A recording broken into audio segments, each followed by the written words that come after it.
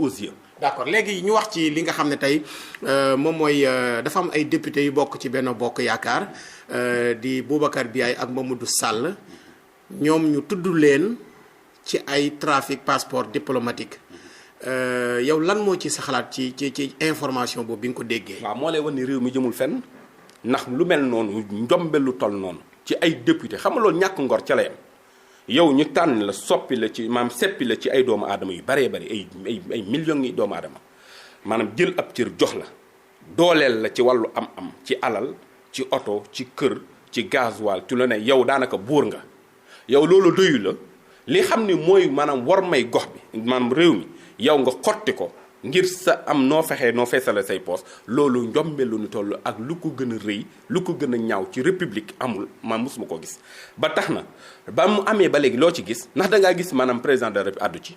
ndax dangaa gis le ministre de la justice addu ci ndax dangaa gis ñi xam ni ñoom ñoo ànd ak Macky Sall te yi maam dëgg tax leen a jóg maam ñu addu ci déedéet te tey li waroon moo ñu ubbi une enquête approfondie situer toutes les responsabilités xool ñu ko ci laale ak ku ci maanaam lu ci takke ak lu mu néew ñu maanaam téye la interpeller la traduire la devant le tribunal sanctionner la ba képp koo xam ne nii maanaam yaa ngi ci gox bi ci réew mi di nga gis ni lii ku ko def kat maanaam nii moo la cay fekk ba du ko defee loolu dina nekk maanaam benn sanction exemplaire boo xam kenn dootu ko def wala di ko xalaat. waaw mais gis nañ tamit ministre des affaires étrangères àdduna ci lu gàtt mais gisuñu sax mu ñaawlu mbir moomu. waaw moom laa wax dama ne bu fekkee ñu nu jiite bu njombee amee ñoom dañuy téye seen loxo jàpp seenu làmmañ loolu moom la wax le silence coupable. mais député yi tamit mënuñ leen il faut ñu dindi seen malaanoo kiiraay doog leen jébbal yoon. waaw mais loolu ca sens leen ko waroon a tàmbali amul ay député yoo xam dans le temps bi ubbiwul dindiwul seen muuraay muuraay kiiraay Ousmane Sonko bi gaawoon na toog récemment merci moo tax man la il faut ñu xoolaat suñu bopp faaw ñu bàyyi di nax askan wi faaw ñu bàyyi di foowe askan wi loolu moo war a dakk moo war a jeex ci réew mi. mais maître est-ce que député yooyu mënuñu woon leen a déglu saa ñu dindi seen plan kiiraay mais boobaa police du leen garde à vue du leen arrêté du leen def dara mais simple audition. loolu mënta nekk yu xam nga réew mi dañ koo tënk ci ay charte du nu la neex waxee nu la neex defee déedéet ab député dafa am kaaraange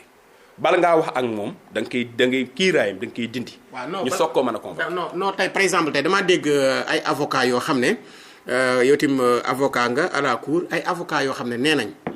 par exemple tey gendarmerie wala police comme ni gendarmerie convoqué woon Ousmane Sonko demul. su ko neexee nag mën ngaa bañ a dem bu la police convoqué wala gendarmerie mën ngaa bañ a dem en tant que député te boobaa du la ci forcer du la ci def dara. mais simple audition mooy bu yow policier bi boo ñëwee arrêté wu la garde à vue wu la da lay déglu rek loo mën di wax tamit baax na mu noté loolu bàyyi la nga ñibbi est-ce que loolu mënta warut a mën a nekk. sëñ Abdou Khadre lu mu mën a doon jaar ko ca yoon wax aw ñal kenn du ci jaar di am ndam dama ni ab député dafa am nun ko waajale am nun ko tënke mbiram boo koy wax ak moom da ngay jaar fa yoon tërale mooy nga dindi mbiram kiiraay googu boo ko dindee ba pare soog wax ak moom. ndax agent enquêteur moom bu la digloo ba pare bu fekkee dafa gis ni y a des indices concordants de nature à asseoir une infraction automatiquement daf lay mettre à garde à vue dans un état de droit donc bala muy àgg foofu daf lay jaareel fi mu la war a jaar par exemple man avocat la man ab gendarme la mënu maa woo